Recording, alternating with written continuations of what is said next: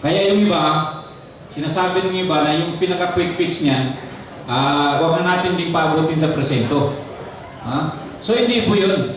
Ang ibig sabihin po nito, ito ay matibay na pagtutulungan ito.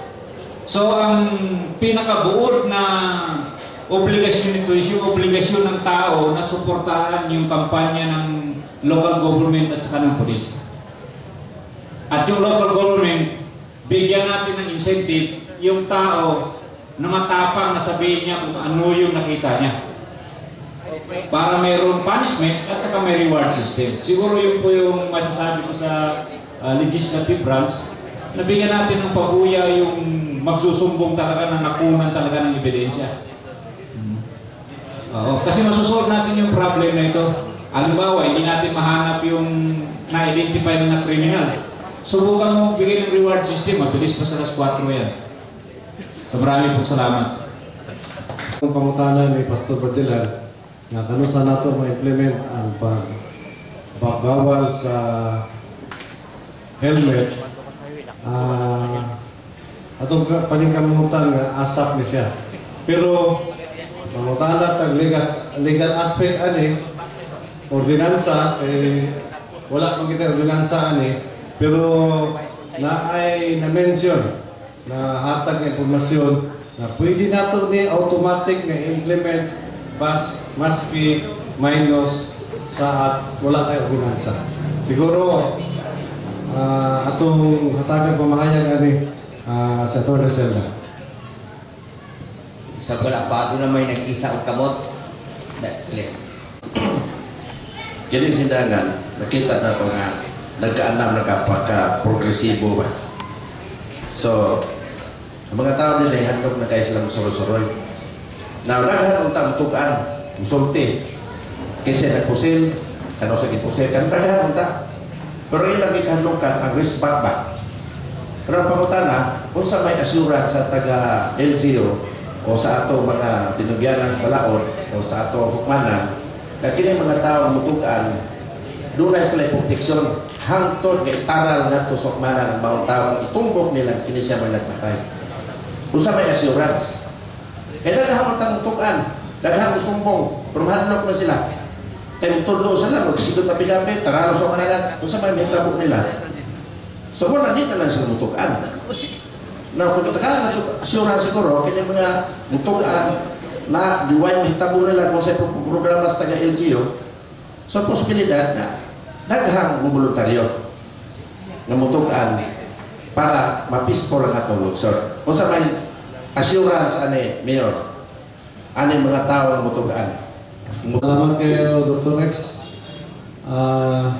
Siguro, before tayo mag-proceed ato sa itong tubagon, itong bahin, kung unsaon na ito, pag-implement ang pagpabawal na ito, ang helmet within the sa atong sentro sa poblasyon. Medyo lalong gina nga question, legal question na siya, kaya ang national law na requires everybody, every motorcyclist nga mag-helmet, protective helmet. Dili pwede po na nga local government unit maghimo o balaod nga mag-prohibit pag-wear og helmet kay in the conflict between a local ordinance and national law, ang national law mag-prevail. So, but doon na ginatawag nga the right of the state to protect itself. Sa Constitution, ginatawag na siya nga right sa Executive Department na i-suspend sa ang balaod nga maunoy gamiton para to perpetrate or to commit a crime. So pwede na siya nga mitawag og state of necessity, tawag na siya o ginatawag na siya og clear and present danger nga which the state has the right to prohibit. So pwede na siya nga sabuto nato like what the Pagadian authorities did nga mismo diha sa sentro sa Pagadian dili pwede nang mag-helmet kay mo nay gamiton nga para pagpatay. So medyo naulan na late magod si Dr. X. Yon naghisgot man ng assurance sa usa ka witness siguro atong ihatag rin sidaan. Yes sir, no? Pag naantay willing witness, willing ang akong opisina mahatag og detail, security detail. Mag-spare yung tao personnel para protection na siya sir.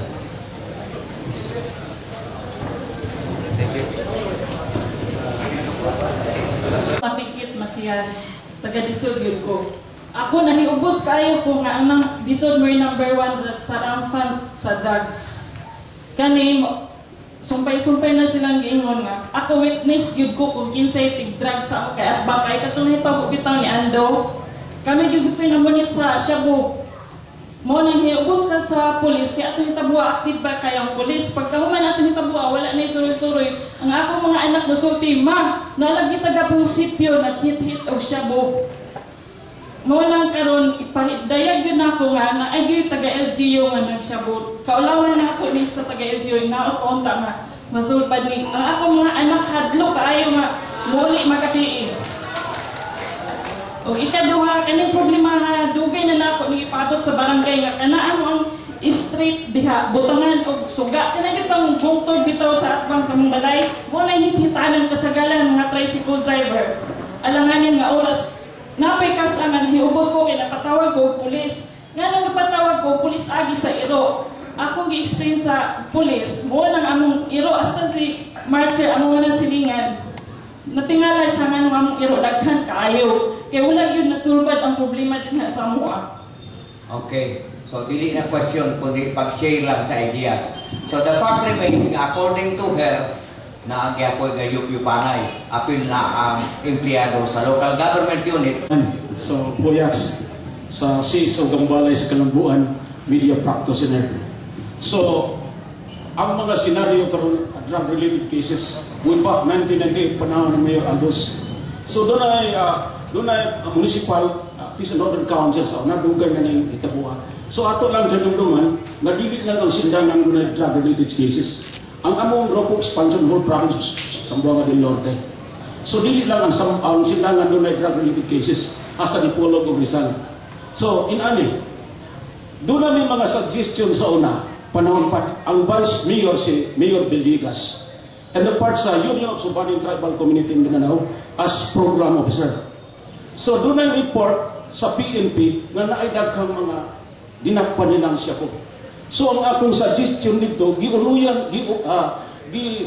gikuan sa kadaghanan, nga ang tanang siya po, daghang mga kimis din sa sindangan. So, dili sa na i-report dito sa kamprami. Ato nang lutuon og balik. Sakta na ato nagsaynad, ipakaon ng mga tao. Manguta na bright man ang sindangan, ganun namatay man to. Nagkakaok siya po nga doon ay saynad. Angkot, doon ay bumalik sa siya po. Okay. So, akong kato suggestion lang to. Ikaduhang pang dili ni suggestion ko dili pangutana. Nga naman, nga ang atong pulis din sa sindangan, puli-pulihan man, wa kailaan ng mga daan ng mga adik-adik. So, mayroon katong mga buutan, magina atong mga pulis. Wala gid in town, akong mga amigo sa una din mga pulis, wala na. Ang uban nga pagod, liwa po kaila. So, akong suggestion, palagdan ang Barangay Intelligence Network. Daghang salamat.